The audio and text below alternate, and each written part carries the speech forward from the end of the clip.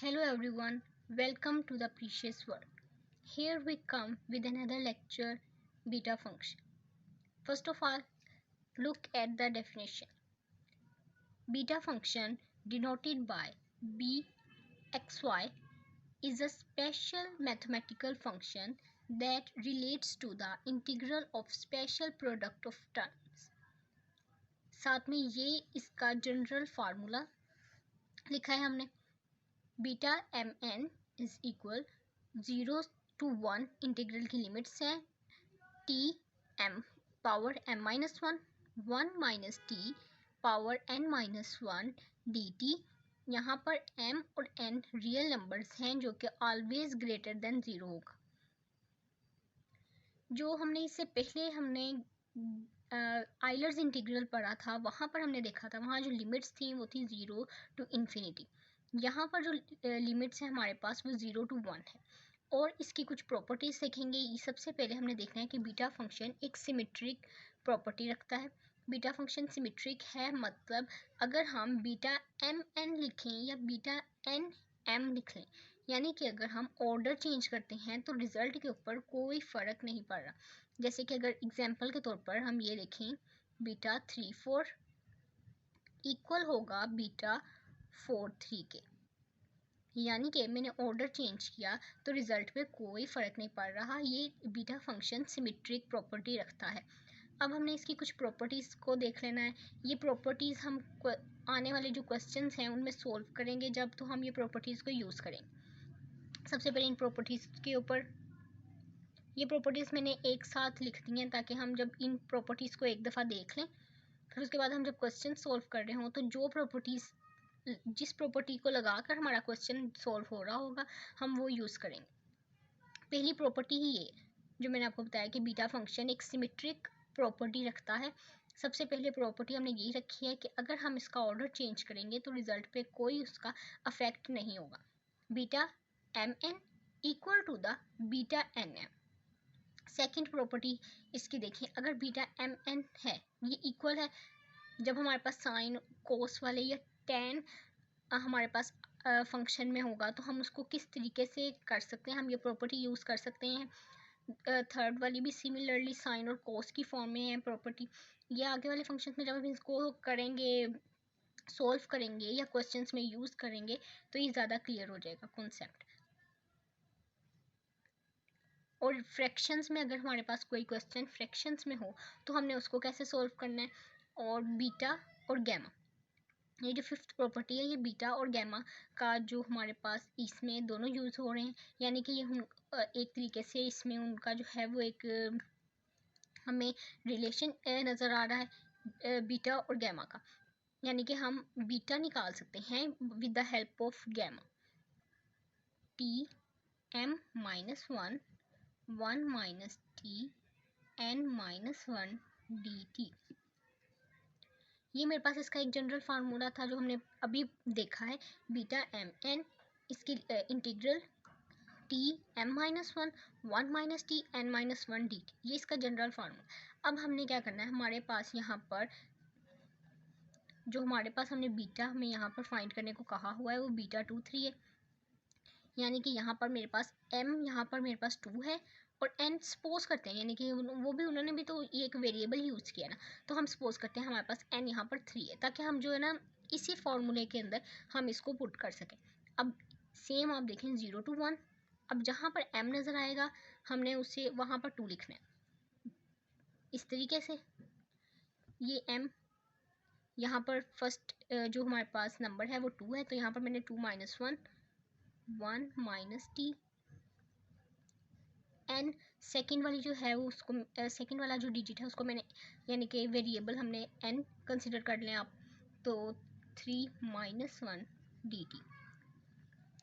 In short हमने उसको उसी शेप में लिख दिया है, यानी कि हमने बीटा ऑफ 2 3 फाइंड करना था तो मैंने जो हमारे पास इसका एक जनरल फार्मूला है मैंने वहाँ पर ये वैल्यूज़ को पुट कर दी वैल्यूज़ की। अब देखिए अब ये आंसर क्या आ गया इसका,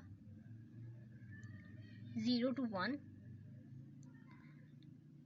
टी 2 माइनस 1 1 आ जाएगा, 1 माइनस टी 2 डी टी।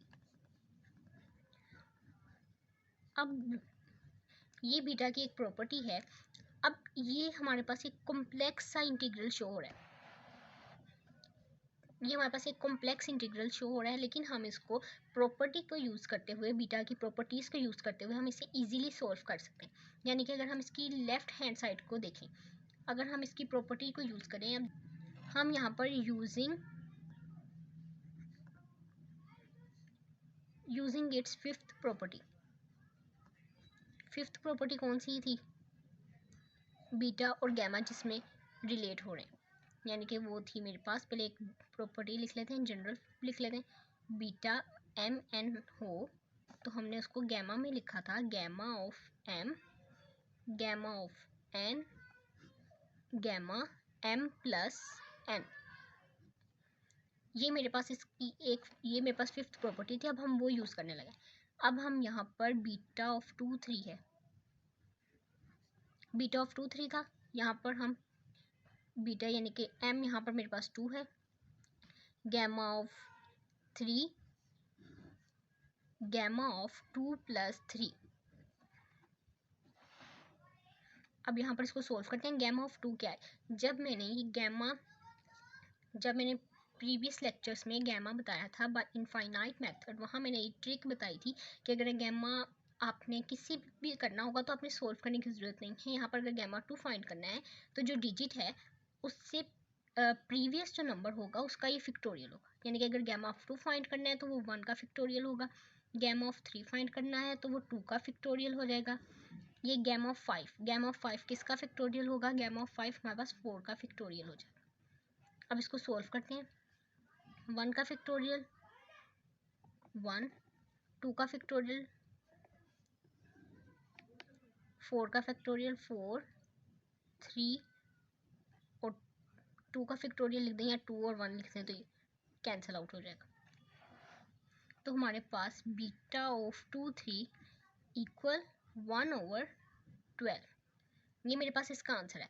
और अगर हम इसको दूसरे वे में देखें तो ये मेरे पास एक कॉम्प्लेक्स इंटीग्रल का भी आंसर है, यानी कि हम इसको इस तरीके से भी लिख सकते हैं, 0 to 1 t1 1 minus T square D T equal to 1/12। यानी कि बीटा के ज़रिए हम कॉम्प्लेक्स इंटीग्रेशन से बचकर हम इसका ईजीएस्ट वे में हम इसका आंसर निकाल सकते हैं। ये एक फर्स्ट क्वेश्चन था और ये सिंपलेस्ट क्वेश्चन था स्टार्ट में। अब हमारे पास सेकंड क्वेश्चन है, बीटा अब हमने फाइंड करना है 1/4 और 3/4। अब इसको हमने किस तरीके से फाइंड करना है, ये अगेन हम उसी मेथड से करेंगे। यहाँ पर सबसे पहले हम यहाँ पर फिफ्थ प्रॉपर्टी जो थी उसी को यूज़ करेंगे। फिफ्थ प्रॉपर्टी क्या थी, एक दफ़ा दोबारा से लिख लेते हैं, beta M N gamma of M, gamma of N, gamma M plus N. अब इसी प्रॉपर्टी को हमने यूज़ करना है बीटा 1/4 और 3/4 अगर हमने फाइंड करना हो तो। सबसे पहले हमारे पास यहाँ पर आ जाएगा gamma 1/4, gamma 3/4, gamma 1/4 plus 3/4। Gamma 1/4 ऐसे ही आ जाएगा, गैमा 3/4 भी इसी तरह ही लिखेंगे हम। जब इनका एलसीएम लेंगे तो ये आ जाएगा हमारे पास, कटिंग होकर इसका आंसर आ जाएगा हमारे पास 1। तो गैमा ऑफ 1 इक्वल होता है 1। तो यानी कि हमारे पास आंसर जो रह गया है वो सिर्फ ये रह जाएगा, गैमा 1/4, गैमा 3/4। अब ये फर्दर हमारे पास आगे सोल्व नहीं हो रहा। इसके लिए जो है वो हमने प्रॉपर्टी जो यूज़ करनी है वो हमारे पास है सेवंथ प्रॉपर्टी, लास्ट वाली जो प्रॉपर्टी है सेवंथ। सबसे पहले वो सेवंथ प्रॉपर्टी क्या है, एक दफ़ा यहाँ पर लिखते हैं, gamma of N, gamma 1 minus N equal pi sine N pi. ये हमारे पास थी सेवंथ प्रॉपर्टी। ये हम सेवंथ प्रॉपर्टी को यहाँ पर यूज़ कर रहे हैं। अब इसको किस तरीके से यूज़ करना है, हम फाइंड करना चाहते हैं गैमा 1/4, गैमा 3/4 को। इसके लिए सबसे पहले ये शेप बनाएंगे, फिर ही हम इसको इस तरीके से लिख सकते हैं ना। सबसे पहले लेफ्ट हैंड साइड को बनाने के लिए गैमा एन हम कंसीडर करते हैं 1/4 है हमारे पास, और गैमा 1 माइनस 1/4। ये क्या किया मैंने, गैमा एन लिखा है, गैमा 1 माइनस एन लिखा है, ये चीज़ लेफ्ट हैंड साइड ये मैंने यहाँ पर बनाई। और ये अब ये 3/4 कहाँ गया, अगर हम गैमा इसको करेंगे, अगर मैं इसको माइनस करूँगी, अगर हम यहाँ पर एलसीएम लेके देखें 1 माइनस 1/4 का 4, तो इसका आंसर आ जाता है 3/4, यानी कि गैमा 3/4 है। इसको लिखने का ये भी तरीका है। तो मैंने कुछ भी नहीं किया, बस इसको सिंप्लीफाई किया थोड़ा सा, मैंने इसको जो है वो स्प्लिट करके लिख दिया है। तो गैमा 3/4 को इस तरीके से भी लिख सकते हैं, बस वो लिखा है। ये इसकी लेफ्ट हैंड साइड बन गई। अब हम इसको राइट हैंड साइड लिख सकते हैं इसकी। जब लेफ्ट हैंड साइड और राइट हैंड साइड इक्वल है तो इसका मतलब है हम ये लिख सकते हैं। अब हम पाई में लिख लेते हैं, पाई साइन एन की जगह क्या लिखेंगे 1/4 और साथ आ जाएगा पाई। तो यानी कि ये मेरे पास आ गया पाई साइन π/4।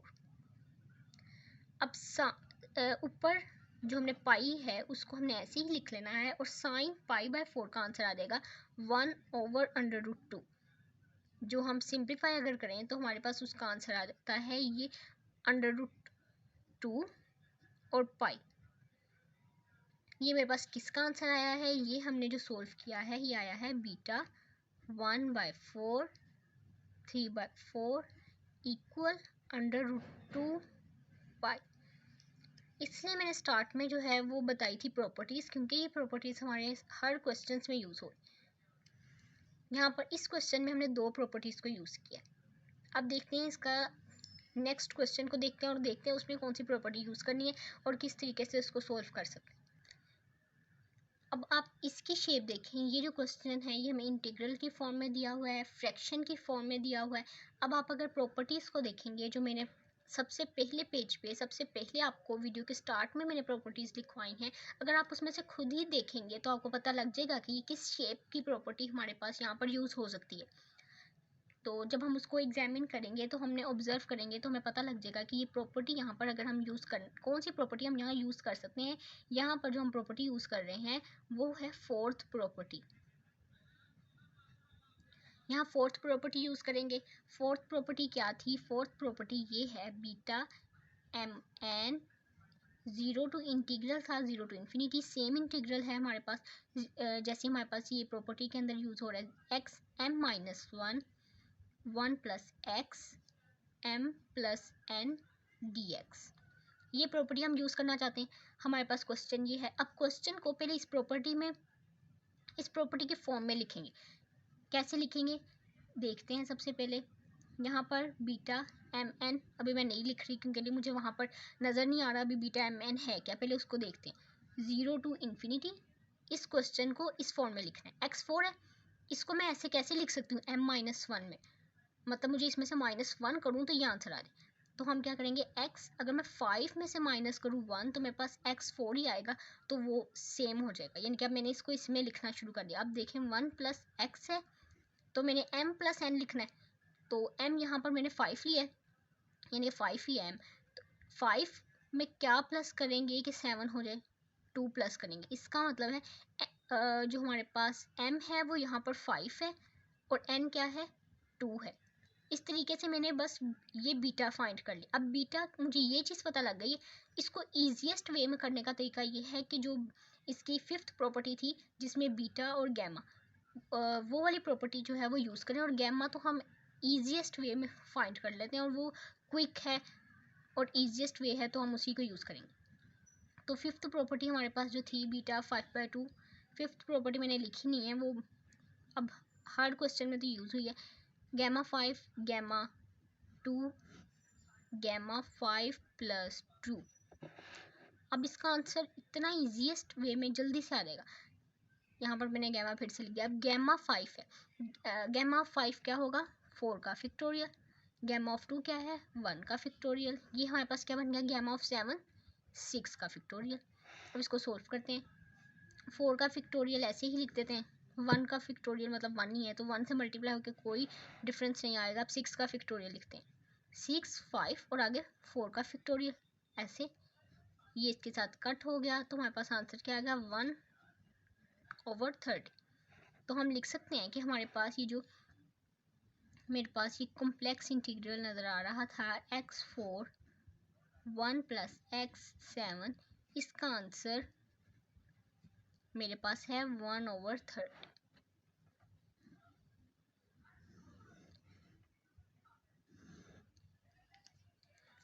ये इसका जो है वो आंसर आ गया। आज हमने इसके 3 क्वेश्चंस किए हैं, तीनों में उसको प्रॉपर्टीज़ को यूज़ करके उसको ईजीएस्ट वे में करने की कोशिश की है।